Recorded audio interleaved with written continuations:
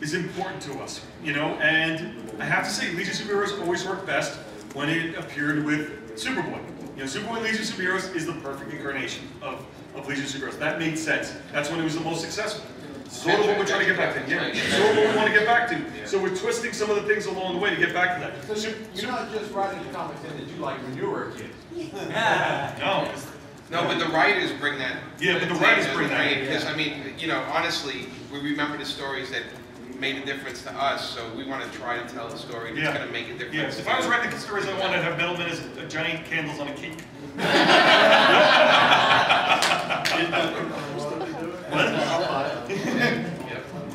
Okay, what is it? Football. Okay. Yeah. Okay. Yep. Three-part question. Oh, wow. Okay, first one, you talked three-part. No, you can do it. Oh, sure. You were talking about Trinity before. Yep. Do you want to say something about the next weekly project? Next weekly project runs way less than a year. Okay. How's that? Oh, that was great. Okay, that's one. Next one. Okay. 2, what's in that coffee? And 3, where can I get some? Right outside the door. And it's just regular coffee. Oh, okay. It's not the moonshine guy. We've done it Oh, all before. right. I tell you though, when you do a convention, 2 good places for conventions: Texas. Wow. They sell beer at the convention hall. Oh, And I made the comment one time at the TexaCon saying, "Hey, you give me a couple of beers, maybe I'll tell you a little bit more what's going on." I came in, there was 6 beers later. So it's even funnier than that. So spill it. Right? So well, no, that wasn't the other one. This one of the other LA conventions. Somebody else. It started to be a running gag. People were bringing me beer. Not a bad thing. Not a bad thing. So at one convention, I bring a kid up on the stage with us from DC Nation, and there's all these empty beer bottles. His parents come running up to take a picture, and everybody dies.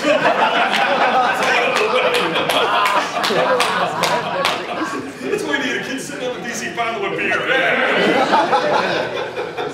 One of the bottles. Oh, around here, sir. This is a dangerous zone over here, I can tell. I smell trouble out of these 5 guys here. You got that Phil Boyle arms crossing going on.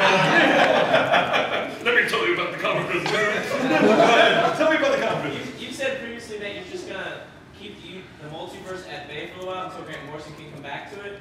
And I like Countdown, that multiverse section of it, when it did happen. And I thought it was treated in an okay manner, so I'm wondering why are you just letting one writer touch it when you have a lot of writers at DC who may have some other good ideas? Primarily because we just spent over 2 years in it. Okay, and we went and we played a lot. I mean, in Countdown, you guys went running around. Yes. Countdown Arena. We had Countdown Arena. I liked all that, yeah. We had Final Crisis. We had a lot of places. Crazy. Superman Beyond. We took a lot, and we really moved a lot of pieces and told a lot of story with it. So every once in a while, the problem is you don't want to be focused on all the alternate versions of the characters. You want to be focused on the primary versions of the characters, the main ones, our universe. And that's what Blackest Night's all about. So it's important to shut things down for a little bit so that we can get the focus back where we need it, which is on the DC Universe proper. Okay? Okay, over there. You just solicited the Animal Man miniseries. Yes. I also heard somebody at a panel said that there was going to be an ongoing series. Was that a misspeak? Probably misspeak, yeah. It's just a miniseries done by Jerry Conway and Chris Batista. Is Boland doing all the covers? Yes, he is. Lauren Jerry Conway? Yeah, Lauren Jerry Conway. All right. How was that? That's the Gwen Stacy Jerry Conway. That's what I I see his name in Law and Order all the time. I'm like, I'm so proud of him. Yeah. Okay, right on the ass, sir. Yes. Couple suggestions. Final Crisis is in the hardcover collection. Yes. Is it already being printed? No, I don't think it's together yet. Yeah, for people like me who don't read every single DC comic book title, maybe like a little previously in the DC Universe page. I think that's probably in the absolute version when they get there. You know how the game works. That'd be cool. And new artists on Titans, please. Yeah. Okay. And Batman in the caveman era. Flintstones crossover.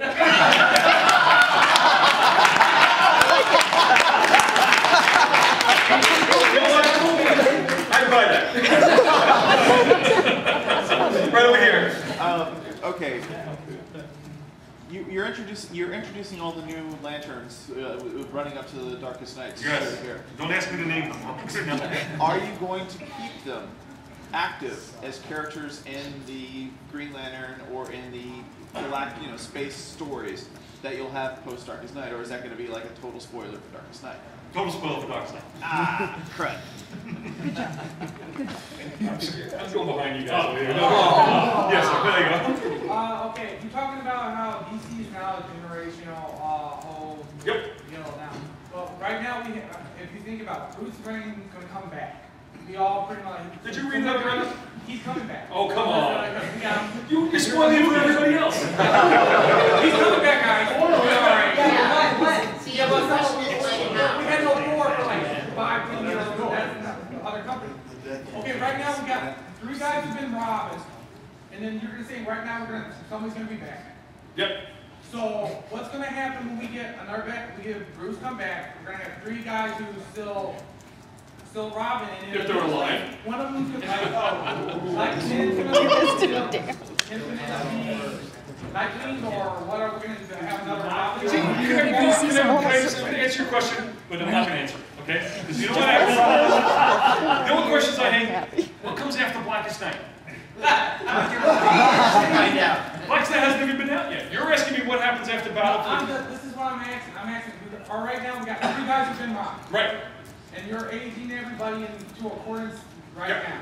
So right now we got these guys who are essentially going to be adults, and then you're going to have Robin, who's always going to be a teenager at one point. So eventually, are we going to see a 4th Robin? Yeah. Or are we going to keep on saying that? Well, Tim's not aging up. Tim's still a teenager. Yeah, but he's like, And depending on the book he ends, sometimes he's like 16, and sometimes that's more a problem with the art than it is the actual story. I'll be honest with you. He's supposed to be 16, 17. But should we expect to see a 4th Robin someday? Because, or Oh, I got 2 Stephanie fans in front of me. The answer is read Battle for the Cow. Sorry, that's the answer. Yellow shirt. Star Trek shirt too. It's kind of cool. I didn't think anybody was left. I'm not a huge Star Trek fan, that's why. It's all right, I came with my own William Shatner pawn. There you go. I got his hairstyle. My question for you is that when we bring back characters like a Flash Barry Allen and have Ollie come back to Green Arrow and that whatnot, the characters that were existing that had taken their place, like a Cotter Hawk, like Wally West Flash and that whatnot, is there a reason that they don't become their own identities when you bring the original back? That sounds like a great idea for a story someday. Multiple Adams, multiple. That sounds like a great idea for a story someday. Isn't that like Harvey and Batman identity for like? Sounds like a great idea for a story someday. Okay, are you a friendly comic store or an evil comic store? Like those guys. We're the friendliest comic store in the world. Great, then quiz. I actually had a fan. Move to the front, guys. Come, you want to sit with us up here? I had a fan question, but yeah, I'm excited about Blackest Night. Sinestro Corps War was the best crossover ever executed, in my opinion. By the way, Sinestro Corps War. Everybody says best crossover. You know that wasn't a crossover. You know that, right? It organically grew into something. It was actually just a storyline in Green Lantern. And Blue Beetle. And Blue Beetle, one place. Yeah, Blue Beetle. I'm Sorry, go ahead. I'm excited about Jeff Johns, and he's at DC Offices. Everything's going to be great. But as a fan, and this is just my own nuance, I love the humor characters. I know humor books have not necessarily performed well or sold well. And it's a perfect point, just a humor one-shot, when there is a crossover, like Blackest Night, at Blackest North, okay? Blackest North one-shot. And see, I would argue that devalues the story. Because what you just did, you did the Mad Magazine version of our big event book. Bring back Plop. Bring back Plop. You can do it. But you said you could read Batman and Flintstone. Yeah, but you're not going to see how nasty Fred is in that book. And what he does with Wilma.